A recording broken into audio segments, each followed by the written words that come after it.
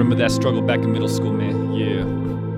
So much riddling they put me on. I got so nervous all the time. Walking in classrooms, forget why I came in here, they had to lie. Yeah, I guess I've got my pencil, Miss Johnson shit. I mean, damn, my neck would twitch like too much behavior modifying medication, man. Try to keep me locked up, man. Try to keep me being from the creator motherfucker I was supposed to be. BenBen the creator, you know what I'm saying? But I got through that shit, man. I strived, got through the struggle, but I wouldn't have done it. I wouldn't have made it through without seeing your mom at carpool every single day, you know what I'm saying? Like, oh, your mom, that red Mercedes, like, goddamn, man, so good. I'd like to hit your mom where she do the act and make that booty fat. You don't know, man. Like, you're my best friend shit, but I checked that Vax card and it's a clean. I hit it from the side and up, down, left and right. Your mom is just so damn tight. I'd like to hit your mom where she do the act. And like Mike Lowry, BenBen's gonna make that booty fat. Now I know we best friends and maybe like one day you forgive me for hitting your mom where she do the act and making the booty fat. But like, it's alright like that. I respect you. We got through the struggle together forever. It's a rock. Yeah.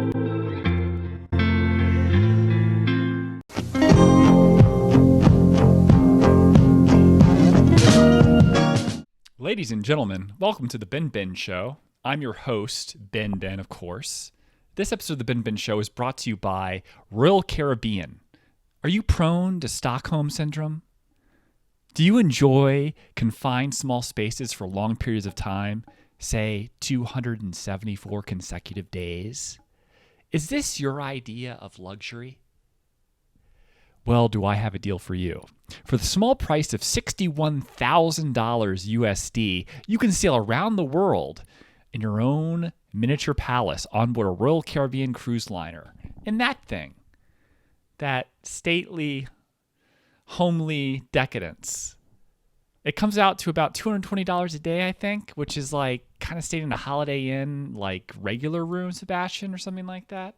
Just like a, nothing really luxurious about it. $61,000, I almost feel like the cost in all-encompassing makes it seem more luxurious than it is. There are really luxurious things at the Royal Caribbean cruise liners, like these rooms, which look like that thing that Chris Pratt and Jennifer J-Law, is that her name? J-Law? Jennifer Lawrence, in that like space movie where he wakes her up and kills her because he's lonely and selfish.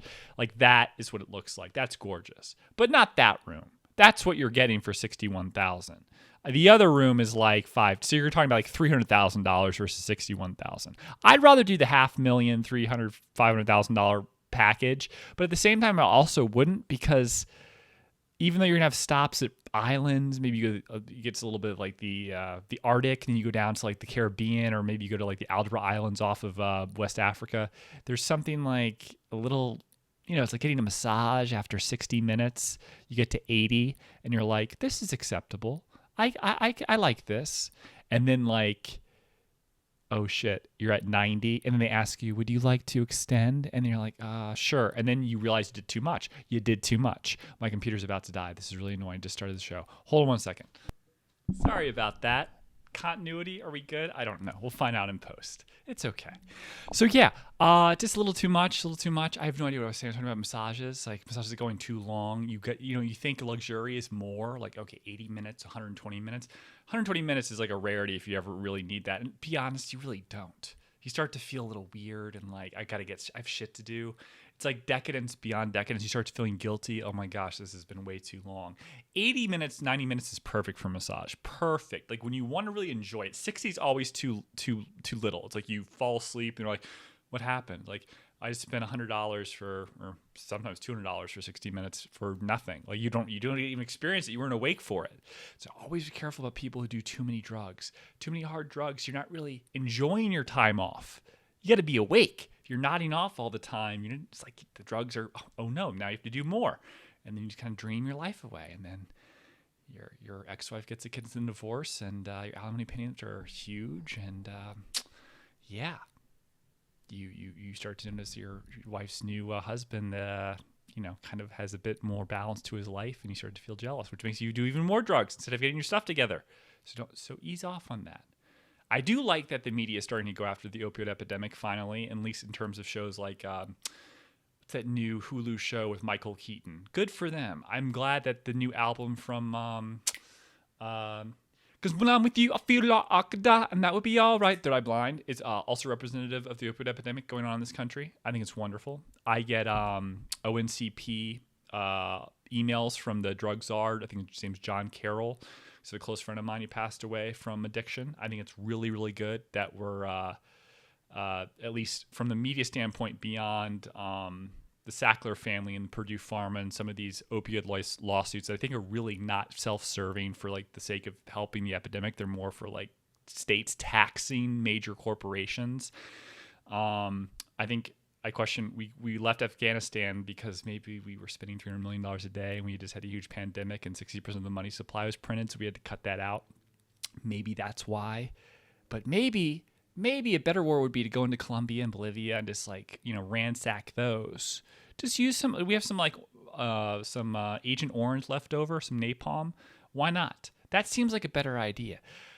That seems to be a big problem. Not so much people in hills that may or may not, blow up a car bomb in like Chicago. It seems capricious and arbitrary. Our defense measures in that regard seem to be well fortified internally inside our domestic policy and anti-terrorist organizations inside the United States. No need to go find people in hills when Americans are dying from a drug trade that we seem to be regulating and limiting, or if not trying to balance, not necessarily extinguish. Just a thought. Huge tangent. Don't know why I went there. I do think it's interesting that Michael Keaton's on TV. Also think it's interesting that he's in Flash, the new Flash movie, as Batman. I think that's pretty dope. But it's kind of diluted by the fact that we have the new emo Robert Pattinson. Don't know how I feel about that. It's like the director wanted him to get all jacked up for the movie, but then he got all emaciated. He went all Timothy Chalamet on that, like all twinkish. Like, it's just like, dude, come on, you gotta balance with it. You got Ben Affleck looking jacked as shit, like talking about how it's racist to say anything against Islam, even if they throw gays off rooftops. When he was on Bill Maher, all jacked up on that testosterone and steroids. But then you got like Robert Pattinson getting a big head, like, no, like, yeah, right, like I just feel like. I don't know. It was just weird. It's really weird. And, she kind of smelled weird on set.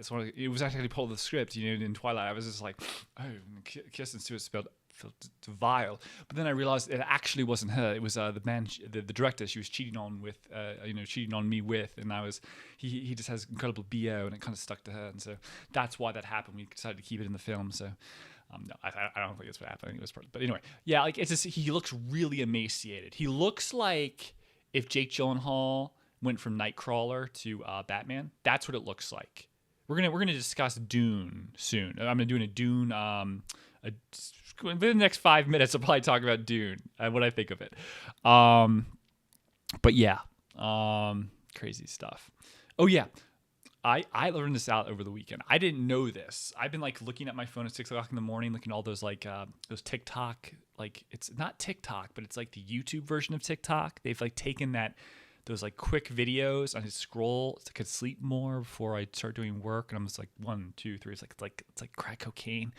And I see these memes played out over like videos. And one of them I did not know has been misattributed for years. You miss 100% of the shots you don't take. Michael Jordan, Elon Musk, so many people are alleged to have said this and coined the phrase. But it turns out it was actually Alec Baldwin. And last week, Alec finally had enough. After failing in court to have the phrase reattributed to himself, he decided to take matters into his own hands. And on set of his movie Rust, he shot and killed his cinematographer before turning to camera and saying, unquote, stay Gucci, and dropping the gun and walking off. I mean, that's, plagiarism is not a joke. And yeah. In all seriousness, of all the people in the world to be in that type of situation, Alec Baldwin, it's interesting. talking about manslaughter charges. They're talking about other things. I don't know what is an actor's liability for like someone gives you a sword on set and you've been practicing with fake swords and they give you a real sword and like you're supposed to check the blade and you cut someone's head off for real. Like isn't that like you're not there's no it's like playing hockey. Like if you play hockey and you punch someone, you don't get charged with like assault during you get a 5-minute, 10-minute major penalty or 5-minute major, and then that's it. There's no like, oh, you get a felony or something like that. It's within the game. I think when you're on set and someone is head of arms or that handles all that stuff and hands you the gun, they say cold gun, and your assumption is it's cold. The liability, considering the context that you're playing, like it's a play. It's supposed to be fake. Are you really guilty? But I think for the sake of media, I think the DA's office in New Mexico, they are strict there with these laws in terms of involuntary manslaughter. But I think the context is everything in this regard. I think it's going to be really interesting to have the Motion Picture Association change laws based off Alec Baldwin being in jail for 10 years or whatever for involuntary manslaughter. I imagine if that were ever to happen, it would become a civil lawsuit, and the criminal justice part of that would work with the civil side, kind of like they did with O.J. Simpson, and say, listen, the real reward here is going to be like deferred sentencing with a huge like agreement to pay like $10 million or something to Helena H-A-L, it's a confusing name, H-A-L-Y-N-A, Hutchins. I made a joke really bad. My friend's been complaining about how like cinematographers, like he's like, I get these quotes. He's a deep director of photography in Hollywood, and he went to American Film Institute. He's very done Tribeca of award-winning films and all this stuff, and Sundance and all these awards and accolades, and yet he still gets denied stuff all the time, like the chance to work on projects because of like Me Too movement. Like we're only looking for trans Native American Eskimos for director of photography for the film. Sorry, white man. And so I made a joke like, "Aren't you glad there's one less like woman you have to deal with?" And then he said, "I actually knew her," and then he didn't say anything after the text. And I was like, "Oh fuck, I feel like an idiot. It's ruined my day. Like taking a shit after getting out of the shower. I was like, might as well just go back to bed. This is awful." And then he laughed. I'm like, okay, so it's not that bad. You have to make light of these things, But he said he's been getting like, his friends in Hollywood have been sending him crazy things like what was one of the text messages was why was he pointing a gun at the director of photography? Where do you think the camera is? What are you talking about? Why wasn't he pointing the gun at the bad guy? That's another text he got. Or these people work in the movie industry. It's crazy. It's crazy. The idea that his life could actually be like framed in the sense of being ignorant to something. I could see as a producer and intentionally cutting funding towards gun safety on set. That could be a liability issue, unquestionably. I heard rumors that people were loading the prop guns with live ammunition to target practice. They're out in the desert and they were bored and they were allowing people to do that. And then some people on set walked off.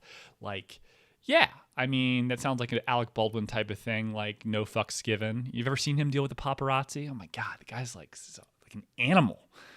I think it's interesting. He's just so aggressive, but there's this asshole part of him is what is like easily attackable. It's like that. The asshole is what can be like, just. But I think the guy should go to jail. I don't want anyone to go to jail for things like that. I don't want this to be a precedent.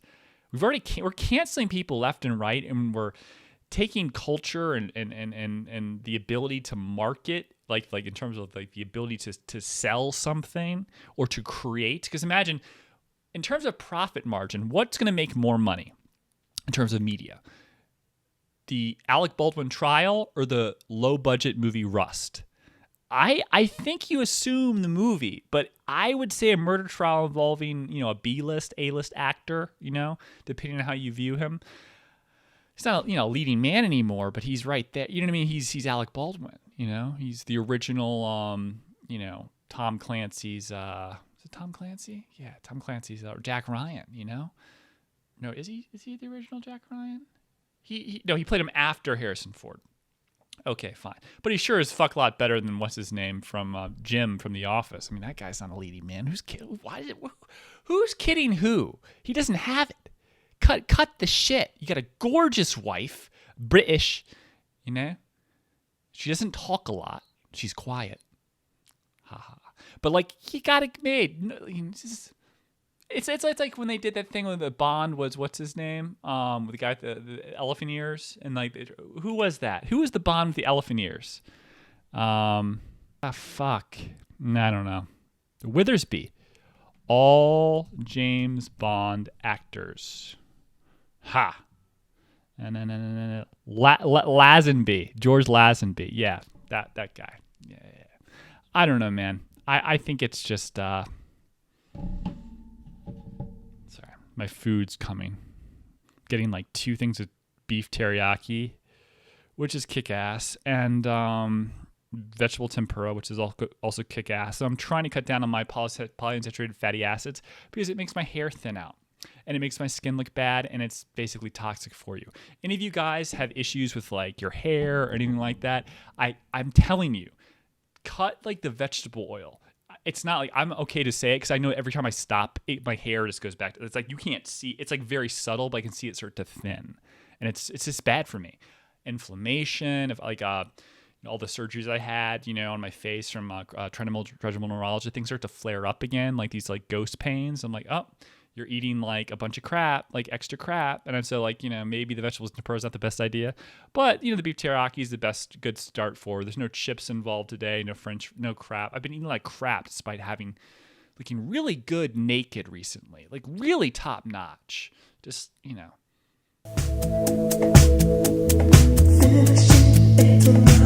me it's the perfect time. Told you I'll be waiting, hiding from the rainbow. Come to my bedroom, come to my bedroom, come to my bedroom, come to my bedroom. Just excellence, but still not, I want to be a little bit more clean. I want to have a little more natural energy, a little less caffeine, little less of this shit too. No, I can't disclose a possible brand name sponsor. Some energy drinks, just go back to normal coffee. If anyone wants to sponsor me from Coffee Bean Company, be happy to do. I love it. Thank you, babies. Or I'm sorry. Thank you, Wheat Thins. That's our people. We are Wheat Thins. You people that watch this show are Wheat Thins. You people. What am I saying? Who's you people? You know what I mean? People that like the show. I'm not talking about black people or. Actually, it'd be really great if I had a group of black people that just love my show. Black people watch my show that's Good Times or something like that. Ain't we lucky we got them. Hey, man, you ever see BenBen, man? Man, BenBen was the baddest motherfucker on YouTube, man. He's so good. Oh, god damn. I switched from, I used to watch, the Martin Lawrence show and, I was part of Oprah's book club. Nah, man, I'm all about BenBen. Yeah. I don't know. Oh, that's sweet. I know it's very white America black thing. And not Martin Lawrence. Martin Lawrence's show is a shit. But Oprah Winfrey is very white. She's not. She is black, but her show is predicated towards middle class white women that are home while their husbands are at work or something like that, or not, or they're. I'm just saying maybe they're also hustlers too and they enjoy her. I don't know. Why the fuck am I talking like that? I don't think it beats anyone. There's people just like Oprah. It's just for white women, really. It's really a white women ha ha ha. O.J. Simpson was all part of let's go play golf at the club. It's just very white. I don't know why am I saying like that? It's nothing bad. It's just it's the amusing thing about the gangster rap is that the major customer base is white middle America. It's because white middle American kids really like to hear yeah man Malibu's most wanted man. It's pushing weight. Yeah, my dad just got me a Audi A4. I'm gonna ride it through high school. Maybe get some roadhead from Sandra. Yeah, after my bar mitzvah. Yeah, it's gonna be. Oh man, I'm just killing it. I just got my partial scholarship to Villanova. Yeah, so gangster. It's really that. It's It's not so much about the art of the struggle and like, black culture perpetuated through music. Not really. It's really designed for a larger group of the demographic of the United States to purchase, and it's they're not black. But I digress. Yeah, so I don't know what's gonna happen with Alec Baldwin. I went to see it's Austin Film Festival's going on right now. I sent them a short film last year, did not make it. That's okay. Or for the contest, for the grants. It's a fun. I got they gave me a nice letter, like an honorable mention bullshit, and then I had some person in Hollywood give me notes. They thought it was a first. They said it was like the dialogue was a little bit first draft like, but they enjoyed the story. I'm like, yes, it was a first draft. I took a bunch of Adderall and wrote it in a month. Yes, and I also created a fake budget with a distribution line just to see what people would say, because I just wanted to challenge myself and write a 70-page script, which is a little above the short film thing. But I saw that I had it there. I'm like, can I do this in a month? I bet I can. I love writing, and I was like, okay. So deadline was there. I was like, okay, well, everyone likes to cram for a test. That's what I felt like, so that's what I did. And they basically said, yeah, this kind of looks like you crammed for a test. But yeah, it was okay. I'm proud. I enjoyed some of it. Basically about like a guy that went to it's like developmental issues because of abuse when he was a child. As a kid, he actually killed his father, protecting his mother from his father, who was an alcoholic. And then he went to jail later on for shoplifting to impress some girls. He had this issues with authority and confusion about like what right and wrong, and it was like ambiguous. And he gets his shit together and finds out that like, I'm not gonna tell you the whole story. Anyway, he sees a moral ambiguity issue again involving an external situation that he has to rectify, and his belief is he's doing the right thing, even though from the law's perspective he's basically committing murder, but he's helping someone by doing this. In his mind, he's okay, like this is the right thing to do. And he has developmental problems, like he's off, like not like Rain Man, like yeah, but like little off, little like Asperger's or something like that. And but very calculating, above average intelligence, just troubled. And yeah, I enjoyed it. Anyway, enjoyed writing it. But yeah, so I saw my friend's movie. I didn't see it actually. I've seen it already on Vimeo through the private key thing for when your friends in the movie industry send you stuff. Say, what do you think? But Larry Flint's For President by Nadia Sold, my friend who is good friends with my friend Daniel, who writes for Politico. They're brother and sister, and it was debuting at the State Theater on 6th Street 719 Congress. And I went down there. There's like a premieres going on, like the theater next door, red carpet stuff. I dressed up for it. Didn't really think it was gonna be like that, like kind of like not too crazy. But I get there and I don't have a Vax card, and they like I brought a mask and everything. I didn't have a Vax card. Like, well, can you just show us like your CV? Like, assuming like I've had the Vax. I'm like, well, I haven't had the Vax. I've gotten COVID twice. I got the Delta variant, I'm pretty sure, and I had COVID last year. Like, oh, well, you can't. But I have antibodies. Like, what do you want from me? Yeah, if I showed you I had antibodies, would that not be acceptable? That would be hilarious if I showed them a thing. So anyway, I had to sneak in. So we went to go get a drink while everyone watched the film, all the press and everything like that. Then we come in towards the end, which is really cool. The timing of it was very like chill. We should go get drinks like at a hotel around the corner of the Driscoll, and then she's like kind of like just doesn't even look at her watch, just knows when it's time to start going back. And we go, and they almost don't let her in, and she's the director. I have a producer credit, but whatever. It's all about her. Okay. She's really talented, and she's done a bunch of feature films too. Nadia Sold, look her up, fantastic person. So they don't let her in because they're like, she left her vaccine card and wallet in her bag at the hotel because she flew in for this premiere, and she's already shown it to them. And someone had to say, oh no, we've already seen it, don't worry. Like, oh, okay, she can come in. Oh, you better. The only reason the people are here right now is for her to do a Q&A for her film that's fucking premiering, and then they completely forget about me, and then we get into the theater and no one's wearing a mask. It's like the biggest crock of shit. Like, just feigning effectually for the sake of appearances at the door. What a joke. Ugh. So we do that. I actually write a joke for her while we were drinking for the thing, and it was perfect because someone asked her a question, involving some of the sex tapes involved. I'm actually not going to say anything. Watch the movie, but it was perfect because she said exactly verbatim what I said, and it worked. It worked with the film. This is a stupid anecdote. I don't want to like take credit for something. When you write a joke for someone, I'm not going to take credit for it. It's their joke now. So that's how it works.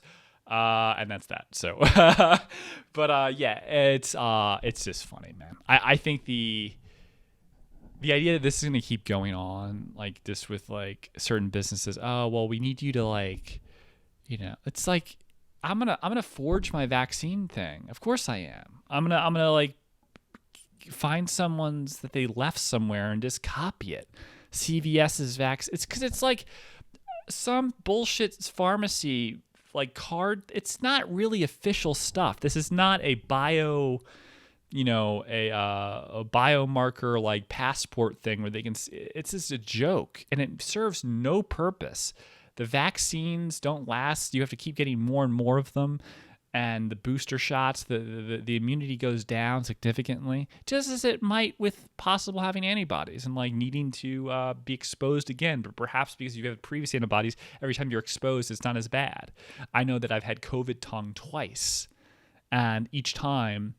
The first time was awful. The second time was not as bad. It's like my body was exposed or had like a lower immune system. And I got that part of the virus pop up. I was like, yeah, but it wasn't as bad. I can just deal with that. I'm never going to get the vaccine. I'm never getting the vaccine. It's completely unnecessary. I've been exposed. The long-term consequences are what the long-term consequences are going to be now. I've had it twice. No need to get the vaccine. So what I think is crazy, the travel ban for European people. So Europeans will end the international travel ban on foreign countries, but it will make unvaccinated U.S. citizens make it more difficult for them to come in. Essentially, people that live here will have to produce a negative test within 1 day of departure, like leaving from coming back. Crazy. This is nutty. But if you're like a Korean K-pop band and you're under 18, Korean K-pop people assume are teenagers, you can come in and it doesn't matter. Anyone under 18, you can come in. Absolutely. You're a foreigner, you're not a citizen. But if you're a citizen of the United States, you got to show that card. You got to show you're part of the Pfizer Johnson & Johnson group. That is so weird to me. It's so weird. Or you have to show that you've had this is the hard part, that you've had a test tested negative, which doesn't necessarily. That's a convoluted one. Sometimes you're not going to get an accurate test. Like, you have to be very careful. Imagine your travel plans, thousands of dollars of changing travel plans because your vaccine tests positive. It's a false positive. And then your whole family has, because it's not, usually you're not traveling by yourself. You're meant with your family, 5 people, 5 chances of a fuck up on one of those tests. You don't want to have your kids vaccinated, or one of them is vaccinated, one of them isn't. I don't know, whatever. It's just like, it's like forcing you for the sake of convenience to get a vaccine, not because of like, I don't know. It's vile. It's really vile. That's what I want to say. It's vile. It's vile. Forcing people to do this shit is vile. Like, that's what I feel like. Like, I don't know. Like Timothy Chalamet is American. He looks like he's 17, but he's not. He's older, right? How old is he? He's about 25. You got to get your vaccine. Sorry, Tim. What if it makes him grow too much facial hair and he loses his twinkish? No more Dune 2 for you. No. You're gonna have to go into that like Leonardo DiCaprio thing where you just hid from everyone and said, "Look, I'm older now. Look at my goatee. See, I'm a man." It's a weird thing about girls. Like, girls like find like guys like really, really. Well, I'll explain. So, T-Sham, is that his thing? T-Sham is his nickname. So Dune, right? Dennis Villanueva's Dune. Let's talk about that. I'm sure that T-Sham was not Dennis's first pick. Studio's pick. Got to make do. Not a fan of the film. I saw a lot of promise, a lot of potential. I'm just checking on my food because I really am hungry. I haven't eaten all day. 24 minutes away. This is interesting. Huh. Okay. Just going to watch it. So, this is the thing I have about this film. Simulcast on HBO Max, which is ironic because if you want everyone to be vaxxed, right? But then the studios, the corporate America knows that some people aren't going to go to theaters because they don't want exposure or they don't want to be subjected to a vaccine like card thing. So they simulcast the thing on HBO Max to guarantee their profits, which undermines the whole purpose of the vaccine, the progressive movement, which is very like aligned with Hollywood's, progressive nature of appeasing that end.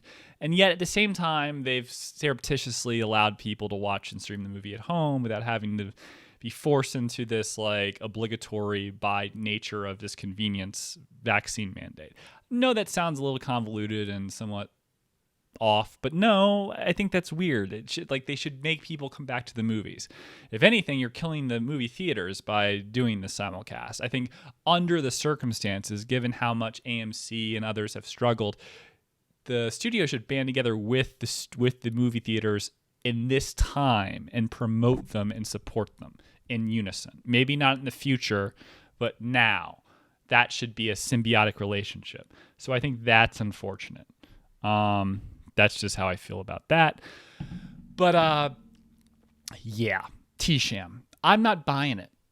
I'm sorry. He just doesn't come across as like, he's not making this thing like a movie. It's Rebecca. It's his mom is carrying as the power figure. He is this inept, like bungler, quiet, and like incoherent, like I have visions, and like people are like, hey man, stop dreaming all the fucking time. You almost got killed by a giant worm. What's wrong with you? Just is like, I saw the future. What does it say? I don't know. You fucking idiot. His mom, Rebecca Ferguson, has this cool voice she does. She's like, and you will go to the grocery store and buy me a Hello Top mint chocolate chip ice cream box. And the person has to do it because they're like, that voice scares the shit out of me. So they go do that for her. And then she gets to stay on her ketogenic diet. Timothée Chalamet doesn't really exemplify any of the characteristics of a leading man in the movie. He doesn't exemplify the Luke Skywalker like character arc, which I know they're trying to go for. It's like his personality juxtaposed with like how awkward he is doesn't suggest that he has the able-bodiedness of this warrior, which is shown in different parts of the movie that is just not congruent with his like, I don't know. He's just not confident. It doesn't make sense. Luke Skywalker's like abilities with this lightsaber were like balanced with his character arc of his confidence, building from that, learning the Force from Yoda. You know, like you will learn the trans ways and marry Caitlyn Jenner. That is the prophecy.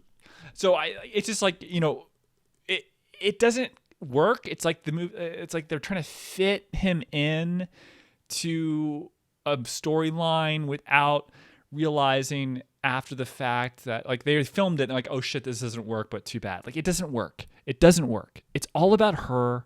That Stellan Skarsgård is excellent as Baron Vladimir Harkonnen.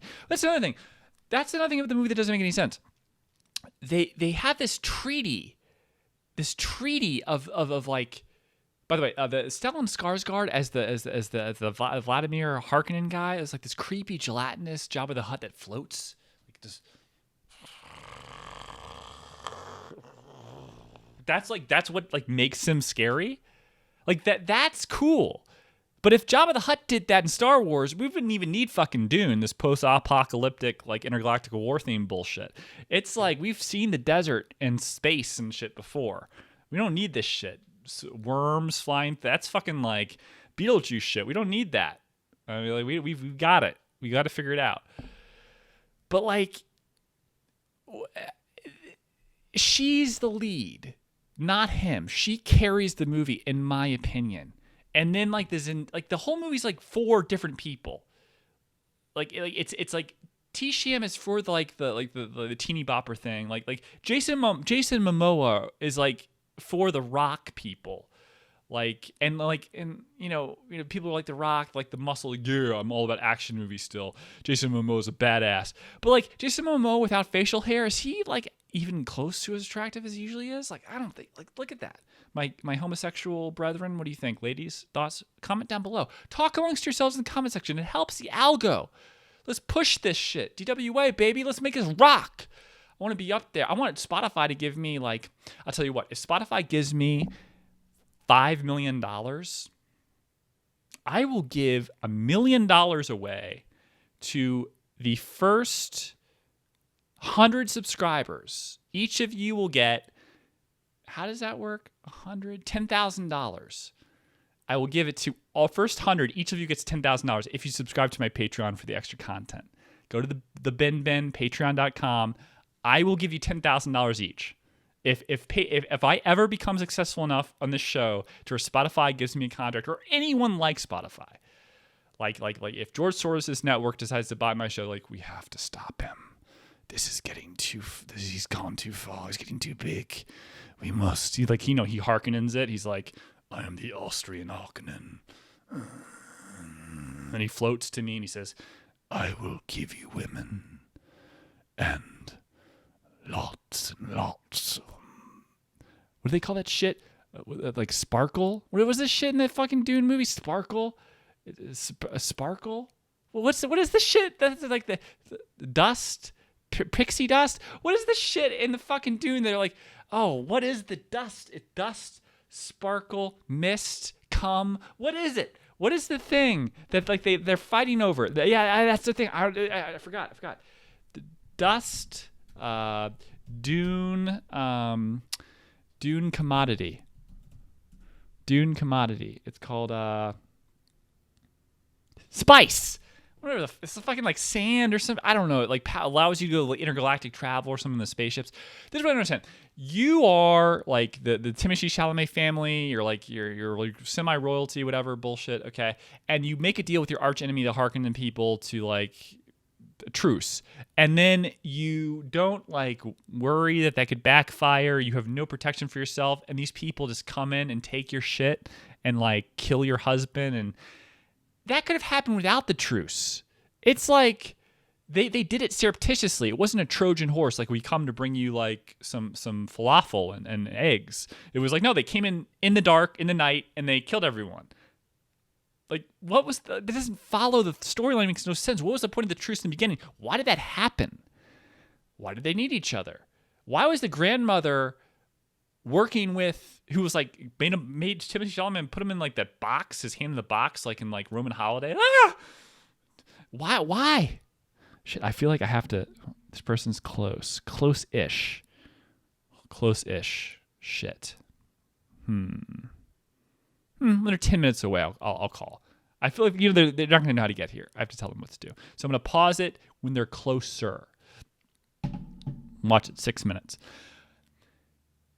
The movie story doesn't make any sense. It makes I know it's like part one, but I'm like, yeah, $40 million off the weekend on a COVID weekend, like, post-COVID-ish, but not really, because Fauci says it's still COVID. We'll talk about him in a second. Jesus. But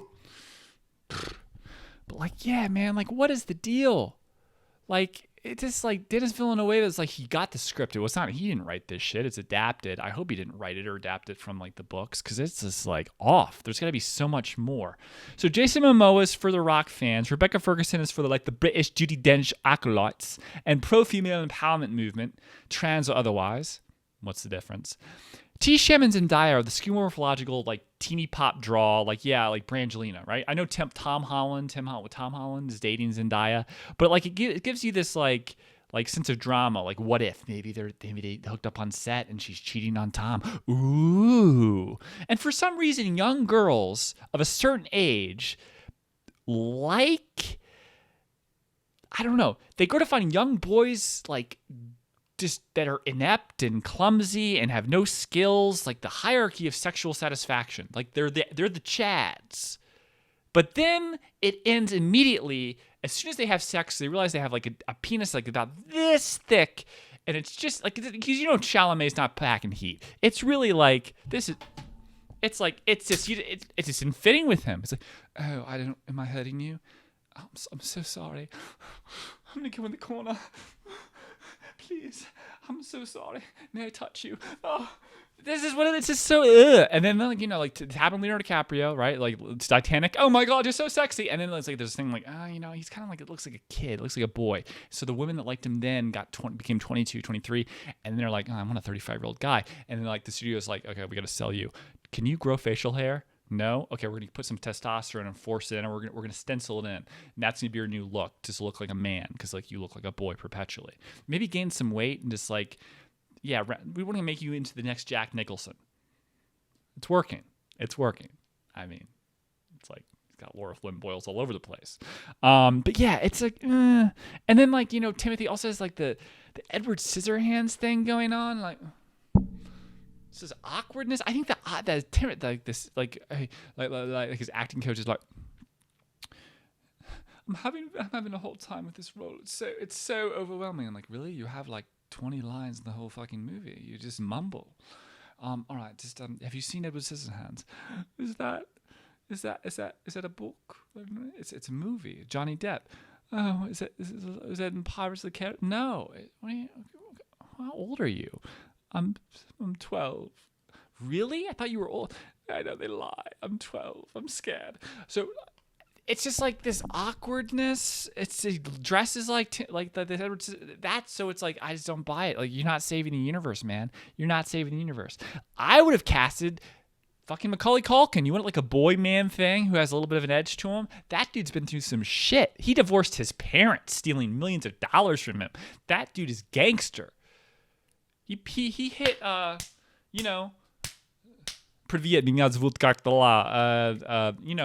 Ashton Kutcher's girl from Hanging Out Down the Street, the same old thing. That 70s show. I can't remember her name. I don't know why. She's not part of the circuit anymore. Now she's damaged goods. She's already had kids. So there's no point in going there. But you know what I mean? Like that, he's got an thing going on. He's an artist and he's like, in New York and doing coke and blow. He's fat. That's what you want, a bad boy. Fuck, I just spilled like a bunch of stuff all over myself. So yeah, 11 minutes away. Let me pause just to give them directions. Hold on. I'm back. I knew like she was gonna not find the place. I have like windy roads. I live in this like Austin like houses down the street. It's like last house on the left type shit. It's weird. I have bats. I got bats everywhere. So I'm just trying to find your house. You're not going to rape me when I drop off your Kung Pao. No, I'm not. Of course not. It's what a horrible thing to say. Speaking of rape, my friend sent me this funny picture of Jeff Goldblum. It's hilarious. Can you see that? It's like that's my spirit animal. I mean, this is Charlotte Deneuve. Catherine Deneuve, French actress, said during the height of Me Too that men should act like men. I'm not rapey, but just that picture thing is somewhat apropos of what I think she's talking about. Certainly nothing Timothy Chalamet, or however the fuck you say his name would do. No, I like, hey Timmy, can you just like put some pressure on my throat while you, rail you from behind your throat? Oh, I don't know. He's just not, this is not him. He's just ultimate twink. He's being pegged more than Kevin Trudeau. I mean, that's his deal. He's not a leading man. He's a guy to come out of the corner like, is Armie Hammer here? No? I was hoping he would be, and we could, continue our work. It's just, to be honest, like, it's just a bad cast. It's like very, like I said, it's trying to like, it's like the reason why cartoons in Hollywood have Will Smith in them. Why in the world would a cartoon pay $20 million to have Will Smith's voice as a fucking fish? It's the same reason why nicotine is put in lollipops, my wheat thins. It's so that my Triscuits, if you want to go there, I think Triscuits would be a good name for my fan base. I don't know. Any cracker derivation therein. Newtons would be kind of funny, but also confusing because they're not really crackers. They're Newtons. it's designed to supplement. Oh, I like that voice. Oh, then I see him in an action movie. Oh, I just saw Gemini Man. Oh my gosh, I love it. Why do I really love it? Because I saw him as a fish in Finding Nemo 7. That's the type of thing. The circle of life. You just comes back to you, and you're just like, oh my gosh, it's sublimation, and then you're there. You're there, darlings, and you don't realize that you're a cog in the system. You've just become, it's this supplication of something that is, beyond you now. And now you are perpetuating the ideal by just buying the ticket. You have no idea why you're doing it, and it all has to do back to a pacifier that was drugged when you were a child. That's essentially what a nicotine lollipop is. I mean, it's awful, but there we are. I don't think that Timothy Chalamet is going to do that for many people. I don't think a 45-year-old woman from like now would be like, why am I going to see this movie like Clear and Present Danger 2 and Timothy Chalamet is now like the new Jack Ryan? I don't think he'll ever go there because I just don't see it in his face. I don't see him being the next Johnny Depp despite looking a lot like... He looks like a more boyish and effeminate Edward Scissorhands. Johnny Depp is a bit more like manliness, Yeah.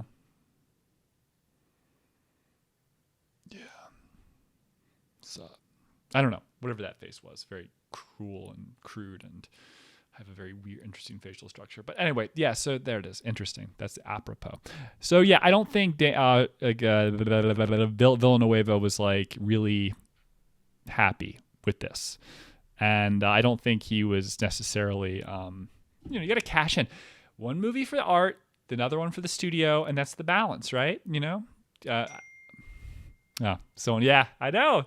Jeff, my friend has said Jeff Goldblum. Yeah, it's definitely. He's the same. I can't. Never mind. No, I can say it. He's my friend who had trouble last week with the girl that wants to be dominated. He doesn't know how to do that without killing her. That's who just texted me. That's what you just heard. He's like, ha, that's funny. Of course, I would never do that because I would go too far and then she wouldn't wake up and be like, Ben, do you have a rug that we could use? It's crazy. I mean, every guy, needs to have an artist. My friend's really about like marrying like wealth and like he's wealthy and but he's also about like, where did she go to school? Her parents have a beach house in Nantucket, that type of thing. It's very like, and kind of, but like this girl is an artist. She's wealthy on her own. She's like an artist who's really successful, uber successful, young. And I'm guessing a little like submissive and into domination, and he's gonna have to. I mean, I can't. I should like teach him. He should fly me in. I fly private, thank you, $10,000 an hour, and I'll teach him the ways of the mastery of being a narcissistic misogynist, or misogyny in the way that people view it today, which is just chauvinism. Just very, very it's attractive for women. It's very I don't know. It's just like a way to draw people in, and people find you fun cocktail parties and things of that sort.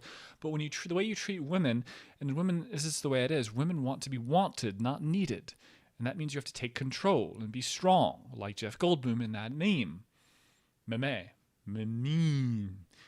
it helps that he's tall. I think that's certainly my friend's tall. A lot going for him in that regard. But like the whole like cucking yourself for the sake of some sort of sociological ideology of progression that is false and designed as a means of control and suppression of potential men that could upset the hierarchy that currently is in power. Because after all, the people that are pushing the Me Too movement are not the rich white women of the world or the black rich white women or whatever. No, it's the white people that are creating a false uprising for the sake of control through corporatism and otherwise, other means. Like, it's like, if you really think about it, why are all these corporations bowing down to a group of people on Twitter? It's nonsense. Well, it's a little bit more, it's contrived. It's intentional. They're not bowing down. It's part of the plan. It's about as far as I'll go with that before I get into like the hypothetical conspiracy theories, because it's complicated. But definitely a new world order coming too, and the Great Reset is not propagation. It's real. But in terms of explaining that explicitly, I need someone to bounce ideas off in that regard and go back and forth. Red Scare podcast, love to have me on. I can start talking a bit more on, I can go all what's his name, National Review. I can just oh my gosh, oh, you're killing me, I'm losing it. William Bill Wills, he's dead. Yeah, he's like a Connecticut Protestant, but he has this like British inflection. Well, Buckley, William F. Buckley. I can go that way. I can talk on this more like, point of fact. The progression of postmodernist rhetoric in the intelligentsia at the university level is actually a precursor to the simulacrum of Foucault and the sexual orientation of his father. His father was a homosexual and raped the young man when he was a child, and this propagated him to then supplement the detritus of the art world and the literary movement of the time with something. Whatever. Bullshit. I can go. It's a different part of my personality. It's one of the problems, the master of none thing, when you kind of like do a lot of things. The master of none. It's like, does BenBen just write for this show all week? And no, no, not at all. This is off the cuff, random. I hope it comes across at least. Because if this is me like doing lots of pre-writing and memorizing, it's just off the cuff, random, a couple notes here and there, and then I'm just going off. I feel like I'm a little bit more hyper this week for some reason. Maybe I'd be over 1,000 milligrams of caffeine. But even after waiting for the person to get them here for my Kung Pao, I'm still going. I've still got that energy. I don't know why. It hasn't really deterred me. But yes. Oh, another sponsor. This episode of the BenBen Show is brought to you by Happy Tales Pet Resort, a joint venture between Michael Vick and Dr. Anthony Fauci. We really do have to. Can I do a British inflection for the rest of the show? I just kind of feel like, let me roll with it. This is a definite problem. My crackers, my Triscuits, my lovelies. I've never. I'm gonna go in and out of it. Just deal with it. I'm fully aware this has happened before Fauci. Animal testing is normal. Someone maybe held this. Oh, we're tired of Fauci. Let's disseminate this now about taking baby beagles, flying them to a testing site, and then drugging them. And I guess if they're not like awake, but having like flies eat them alive or something, and then they infect them with this virus and determine this like how like the viral load. Disgusting, vile, gross. I guess it would be more vile if they were awake the entire time and whining, but I guess that's not what they do, which is more humane, but also just like, what the fuck? Like, these are the things we must do, right? We must do, what the fuck is the thing called? Proof of, looking at those crypto stake, or is it like the COVID virus manifestation through testing? I want to call it proof of stake, but it's not proof of stake. It's called it's because I'm just sorry, it's the problem. I do lots of different things. I'm a double threat type of guy, but then sometimes my brain gets crossed, and I'm just like, Senator Rand Paul, Anthony Fauci. And I'm going to find it. Wuhan lab funding, proof of... Come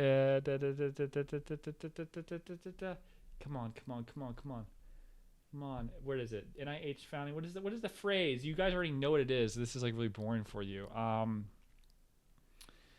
2 days ago. Yeah. Oh, what is the phrase? Oh my gosh. To sign up for this thing. You know what I'm talking about? Proof of stake. What is this thing that people do to figure out how viruses infect other people? Gain of function research. It came to my head. I did not see it. Gain of function. Finally. Oh my gosh. Proof of stake. Proof of work. Proof of stake. What's the difference? I think Ethereum is going to have this like side channel strain of block that's going to like, and also the Lightning Network. There's going to be interesting things going on with Bitcoin and Ethereum that could push away all the altcoins and have them drop like flies beyond just the inflation hedge of just capital going to the primaries and watching the others die out. I think just watch it. So anyway, yeah, it's gross. It's vile. This has been happening for a long time with animals, but someone decided to take Fauci out. It wasn't enough back in, what was it, 1983 in the Journal of American Medical Association, where he said, like, you can get AIDS just by, like, being around someone with AIDS at your house. And then he backtracked on that, like, whoops, my bad. That didn't drown him. Just Biden lying about, like, I got a 1520 on my SATs, and I was top 10 in my class at Harvard, and dude, you went to Delaware State, and you're like, what the fuck? You making up shit on the fly because the internet doesn't exist yet, motherfucker? Just, they got him then. That wasn't a. I married a black woman, and then I fathered 7 kids, and I donated blood to the American Cancer Foundation for research, and they found that it was the highest level of potency of the perfect genes ever, and when I went to my last physical, the doctor, and he asked me to push his hand back like this, he was like, "Oh my God, you're so powerful. I'm a genetic marvel, and my IQ is 1,000 points higher than yours." That didn't drown him, lying like that. He lied about his war record. What else did he lie? I mean, dude, like, everyone lies. I remember once at Georgetown University, I didn't give a shit about this chemistry class, and we're supposed to submit a project in a group. I just used my partner's work, and we submitted it together. And they were trying to, like, say, they were like cited me and saying, "No, you can't do this." There was a crazy thing where, like, I almost got in, like, trouble, like real trouble. And they had this committee come in and, like, so this is some bullshit project. He didn't care. He wasn't trying to, like, say it was his work. It was a joint project. I just blew it off like it's her. She did all the work. Why do I have to do? Like, I was just like, I just didn't care. Like, I wasn't even thinking that I was doing anything nefarious. But this like chemistry teacher was like, "No, he's supposed to do stuff on his." I'm like, was she going through a divorce? Like, what is the deal? Like, you hate men right now? It was so weird. It was just like, this isn't like the thing that I do. Also, freshman year, similar thing happened with a group of kids of mine. They forgot to cite pictures for a PowerPoint presentation or something for some class at Georgetown University, and they were trying to accuse them of being like put a mark on their records of being plagiarists. Like, what? But what is the intention? It was very weird. These austerity measures at this school are strange. It's like a lot of, like, these people are just like, these future rich kids are going to make more money than me. We're gonna cut them down to size. That's what it felt. I felt like that. Like, it was like these teachers just hated their jobs. I don't know. Weird. But Georgetown's a great school. Can't beat it. You got, like, townhouses. It's gorgeous. It's like, I don't know. It's just, you got the bars. You got, everyone from UVA, like, gets bored out there. The schools are in the middle of nowhere, right? The prestigious ones, Oxfordshire. Everyone wants to go to London. By junior year, by your third, they get tired of it. You want to be, Georgetown's great because you're right there. Everything to do. You want to date a divorcee on the side. She gives you a little extra spending money in the weekend for beer money. Maybe gives you $1,000 here and there. I don't know. Maybe you start going to events at, like, some embassies, and the CIA asks you, "Would you like to come work for us because we think we could use you?" Maybe that happened to me. I don't know. Maybe it did. Maybe, things like that. Interesting stuff. I don't know. I'm just saying. I don't know what, actually, now I don't know what I'm saying. I was at Georgetown. What was I talking about? Fauci, the dog. The dog thing is just gross. That's really what we get to. The dog thing's gross. But it's like, it's not necessarily his thing. We've been doing this stuff for a while. But someone, just like with the emails about John Gruden, wants to use them to take out Fauci. Maybe separate Fauci and like get a new voice in, or like make Fauci the fall guy for something. Like, everything about, like, maybe some bad stuff's about to happen with, like, how we handled the virus, and Fauci's going to be the fall guy, and this is the beginning, and the administration set him up. Like, who knows? But this is, like, lying about kids, like, or making the insinuation that, like, kids can just, like, get AIDS from, like, their uncle who's, like, overly avuncular, and just, I don't know, like, not with the kids, but, like, he just likes to have lots of sex. And he just, like, says, "Hi, it's Uncle Jimmy," and then he pets him on the head and, like, "Oh, AIDS." That wasn't enough to sink him, but now it's happening. And I do wonder. Ongoing pandemic stuff. Pandemic's been very expensive. Maybe this is, like, the way to end it. They gotta kill Fauci. What does that say? Storage low. Damn. Storage low. Huh? This is like a brand new thing. What the fuck? All right. Well, I can delete a bunch of stuff. That's fine. But yeah, like I don't know. COVID pandemic, Afghanistan, printing of money, billionaire tax on unrealized capital gains, which makes no sense because most assets aren't necessarily in the stock market. They are they're private corporations, they're artwork. What happens when a stock goes down and it loses money? Are you, the federal government, going to pay a billionaire $10, $20 million in tax refund because their equity base or their cost basis goes down below what they purchased? Like by a significant amount? Dude, I don't like, why is it saying low storage? Hold on one sec. Hold on. Yeah, that's weird. This guy's a new thing. Storage going down?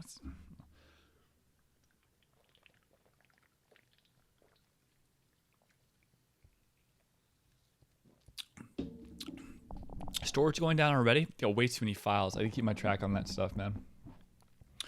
I'm like a hoarder when it comes to raw files. Like I just feel like the raw thing I put together is almost more important than the actual final product in like Adobe Premiere. It's really weird. Like, I'm never gonna watch these files again. I'm like a soccer mom at a ballet recital watching a video, filming it, not actually watching my daughter do her twirls with her own, like her own, like my own eyes. Just like I'm just like looking through a screen at a video that I'm never gonna see again. I'm going to post on Facebook. All my friends are gonna say it's amazing. They're never actually gonna watch it. They're just gonna say that's amazing. And I'm gonna look at the clickbait and realize no one clicked on it. I'm like, these bitches. But I don't even watch it myself. I'm a hypocrite. I'm a hypocrite soccer mom. But that's the way it is. Ladies, moms, dads, when you do this stuff, like everyone does the same thing. If you want to stop this nonsense, just cut the shit. Your memory's lovely. That's where it counts. I have this daydream where I save all these people in an accident. Like there's like an active shooter. I take him out, but I get shot in the interim, and I just watch. I think about like going to my phone to watch a video of Kelsey's for the last time before I die. But I'm like, the sexy thing is when I didn't have my phone 10, 20 years ago, and I could just think about, well, not Kelsey, but I don't know, maybe Tiffany Amber Thiessen or something, and just like, oh, I love you, Tiffany.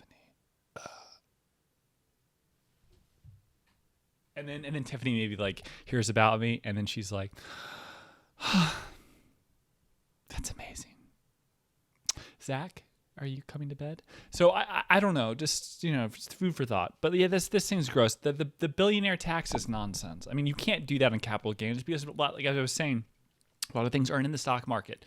It also doesn't make any sense. Same thing with this R&D research, limiting the tax, capitalizing it. So this is a little bit more complicated for those of you that don't have like a background in business. But R&D expenses, the government tax code, I think in 2019 under Trump, they wanted to make it so that you have to limit your total expenses in terms of research and development costs, what you can expense to lower your cost basis for tax purposes, right? So you have to amortize those expenses, which just drags out the amount of expenses over a longer period of time. So the long-term net benefit is zero to the federal government. But in the short run, they get more money up front. This is kind of what Biden's trying to do now. This is the funny thing. It's like, yeah, but like you have to be very careful about doing this because there are ways to manipulate. Like you're going to kill investment and liquidity, but also create this incentive, just like with the R&D research thing. If whenever businesses want to take more of a tax advantage, they convert some of that R&D into G&A costs, right? And they're like, okay, we're going to lower it this year artificially by just moving those costs into a different section of the income statement. It's not that hard to do. It's not cheating either. It's very hard to define what the actual like average R&D life of an asset is. Like, what is that? What does that cost in terms of R&D development? How is it any different than general administration? There's so many things that are intertwined and incestuous in that regard. It's just kind of like one of those things. It's stupid. Lowers it artificially lowers the return on invested capital, but increasing the bottom denominator there. But it's superficial. You don't need to do that. You could take like research and development as a relationship to revenue and sales every year, a proportionality to that. You don't need to do this for the sake thereof. But the government wants more money up front. More. We need it now more than ever, right? But this is weird. This isn't ever going to become law. This will kill the stock market. Kill the stock market. It's psycho. Might be a hedge against inflation, but boy, if this were ever to be taken seriously, it would be the ultimate correction. It would make 2018 October look like nothing. But yeah, I don't know. It's like Pergovian tax on success, and like the ways people will start to manipulate assets, the art world, everything. Oh my God, they'll just be like they see massive upsurges in NFTs and other assets that are illiquid. Oh, it's gonna be like naughty time. And then people will like start doing like with stock parking, but towards illiquid things, and private equity will just become like so dominant. They're like, oh my God, yes, please go private, because then it's more opaque. It's hard to evaluate those companies, and like the federal government's gonna have guidelines to evaluation those, like a blue book value for private corporation. You gotta be very careful. This is a really messed up thing. You're really overreaching your bounds, federal government. And Biden's just, I mean, he can't think, he can't tie his shoes. He doesn't know preferred stock from, I don't know, like the color red. He just doesn't know anything. He's beyond his element. He's a career politician. He's literally a pawn. It wasn't meritocracy or indentured servitude that got him out. If you've been a slave to the system of politics this long, we're going to make you president. Thank you. No, they just didn't have anyone else. It was certainly going to be anyone from the squad.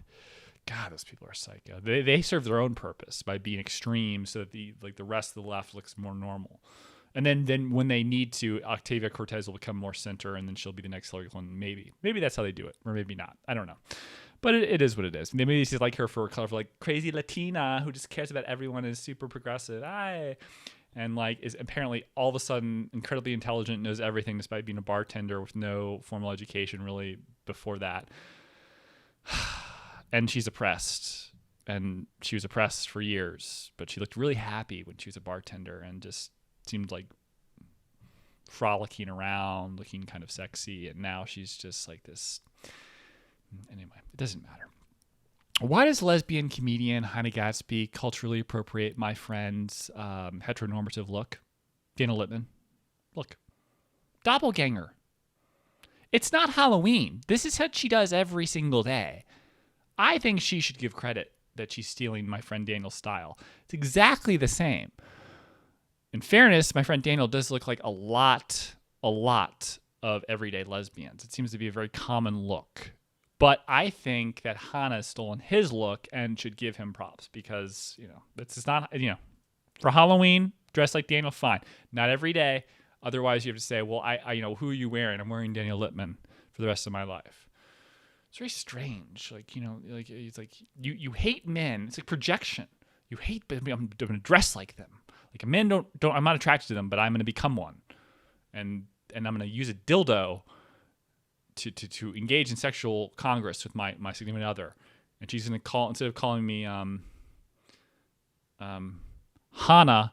I'm Han in the bedroom, and my member is Solo from the Dick Johnson Company.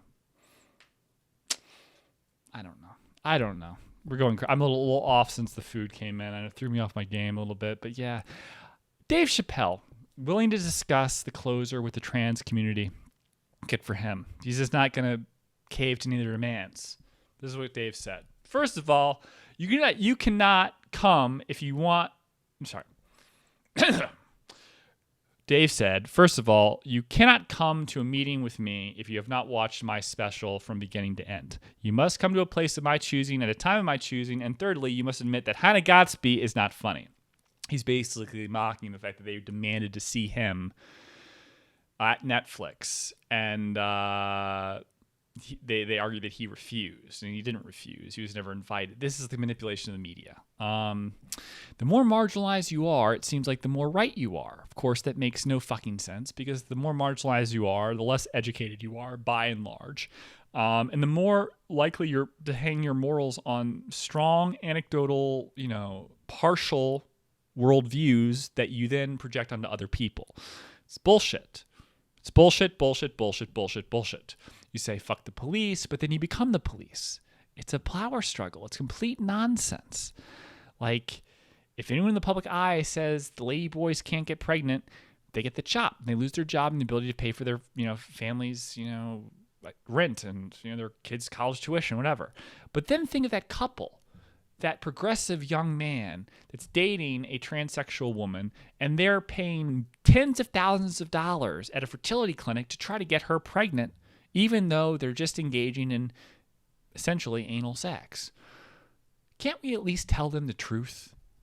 Can't we spare them the cost of going to an woke in vitro fertilization clinic that has a motto that says, "We make miracles happen"? I mean, when does woke become crazy? Like, can we just chill the fuck out? Can we be funny? Can we just make jokes at other people's expenses? White people get shafted all the time. No one cares, not even white people, but everyone else seems to. Women are getting shafted. There's no such thing anymore. There's no real difference between women and men, relatively speaking. It's just it's a sociological affectation of boobs and hair now, it seems. It just doesn't make any sense. More text messages. It doesn't make any sense. I don't think that I'd pass with silicone implants and some long hair. I don't think I have those feminine characteristics. So doctors would have to find something else to do to trick me into thinking, convincing me that I am right and that I am in fact a woman and I was born a woman and that's the way it should have been. And it's a sociological affectation. This hair thing, and it's not. You're not changing chromosome. It's a superficial construct. If it's superficial and that doesn't matter, then why are you adhering to it? Why is that the cure? And, Chappelle just kind of made jokes about that during a special. And I think that's fair. And I don't think there's anything wrong with that. I just don't think that's offensive in a way that's cruel or mean or he's not coming from, he dedicated his special to a woman that committed suicide, that opened for him every time he was in San Francisco, that was his friend who was trans. But that doesn't seem to matter. Jokes on trans issues were just you can't do it. I mean, Jesus. Man, doesn't make any sense. A big shout out to my God, everything is going to hell on this phone. Big shout out to Hoboken Pizza in Austin. After my friend's premiere, I got lost after drinking a little bit, and my phone, because I have the old one of my phones is the old iPhone 5 SE, and it won't connect to Uber unless I have Wi-Fi. So I gave them money in exchange for pizza and for them to get me an Uber. I was really grateful to them. Hoboken Pizza by I think the Velveeta room in Austin, comedy room. So thank you very much. Excellent pizza. Go there. Comment in the likes below. Join my Patreon for extra content. Stay fabulous. Buy some merch. Check out my new stuff. I have new stuff coming. There's some weird thing with some Shopify connection with Facebook right now, but all this merch is on hold. But there's still stuff available.